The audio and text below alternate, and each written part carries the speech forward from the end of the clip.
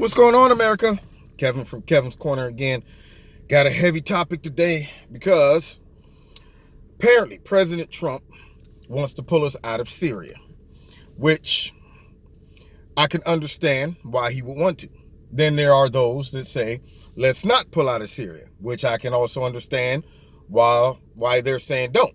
So here's what I can gather. I'm sure there's a lot of stuff behind the scenes that I don't know about. But from what I can gather, we sent our troops over there to deal with ISIS. It was supposed to be a short campaign. We went over there. We did what we had to do, but now we're over there. And we partnered up with the Kurds, which helped us fight ISIS. But I guess there's a beef between Turkey and the Kurds.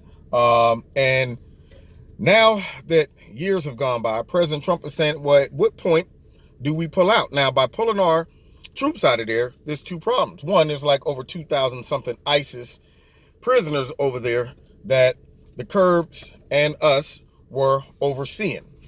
And if we pull out, Turkey could come in and either slaughter those guys, or they can be dispensed to just wander off somewhere, which could reignite some pockets of ISIS.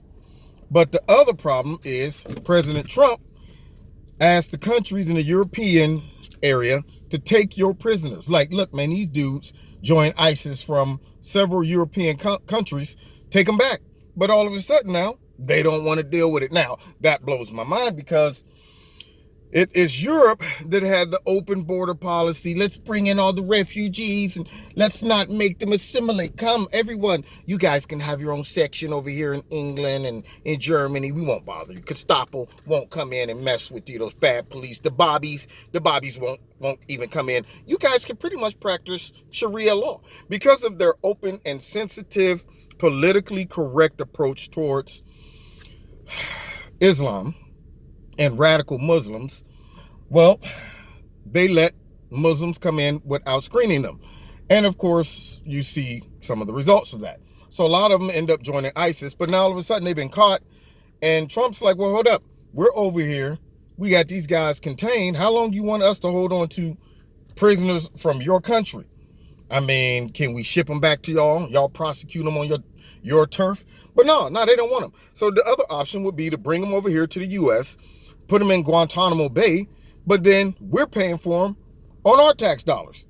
So Trump's like, well, since you don't want to take your guys and you got us over there just policing the area, how about this? How about we pull our guys out and let Turkey come in and deal with some of this? But there are those that fear that Turkey will come in, invade Syria or that area over there, and may deal with the Kurds with violence, possibly kill them or whatever, which makes us look like we're abandoning our allies, which are the Kurds, which I can understand why it's important for the Kurds to feel like they're not just going to be abandoned.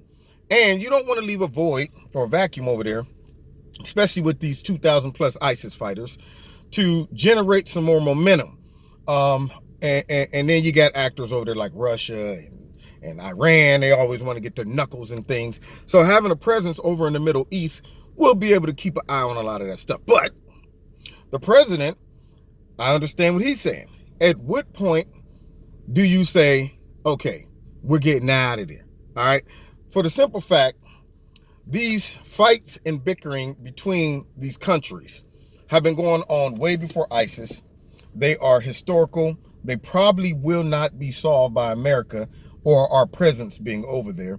So then we would have to be committed to stay there forever. So if we don't get out now, when are we getting out? I mean, are we getting out later, or will we find ourselves occupying that region forever, just setting up a base, a full-blown military, base out there? What the point he's trying to make is, hey, look, if another country is inside of your country, you're not going to ever just say, I'm okay with that, just leave them be. There's always going to be attacks on American soldiers by people who don't feel that they have the right to be over there. Not to mention those countries, the Kurds and the Turks, they're going to be scrapping whether we're there or not. We're not the police. And Trump is saying that, hey, get our guys out of there. Let them handle their own problems for a change. And if they go too far, then we'll put our foot in Turkey's butt. But I understand the other argument as well. It's easier to already be over there to deal with problems than to leave and then have to come back over and deal with problems. So keeping our ear to the street over there could be beneficial. Trump saying, I understand both sides of the argument. So this is a tough one. Only thing we can do in this case is make a decision and see the results of the choice. Now, let me get back in focus. Now, on one end, we know the results because we're already over there. We also know that they're not going to stop, periodically trying to attack our soldiers. And, they don't want us over there, bottom line. There's going to be some hits. There's going to be some losses here and there if we stay. But nonetheless, there's still some stability over there. We don't know the results if we pull out. If we pull out, Turkey could handle it properly. It may get out of control. It may force the Kurds into the arms of someone else for protection.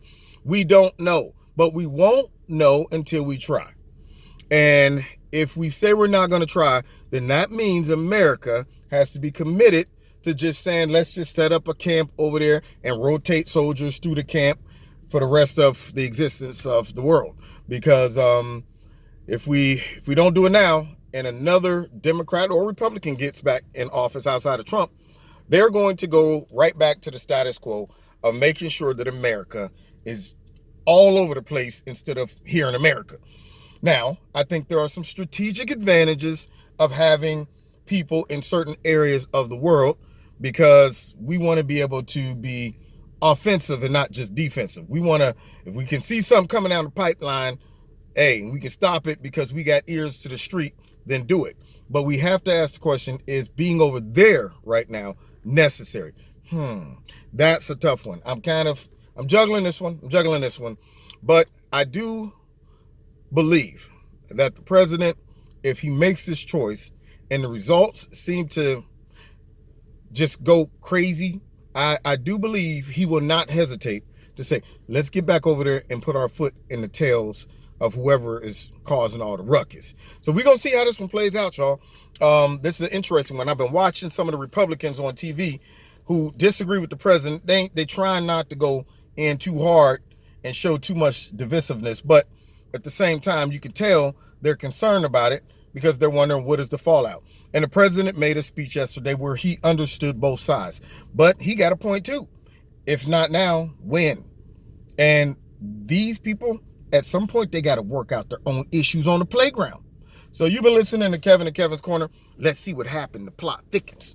Anyway, find me every Wednesday night, 7:30 live on my YouTube channel and on my radio blog talk show. And don't forget to hit like, share, subscribe, and the notification button. Check to make sure you're still subscribed. Also, check your notification button that it says all notifications.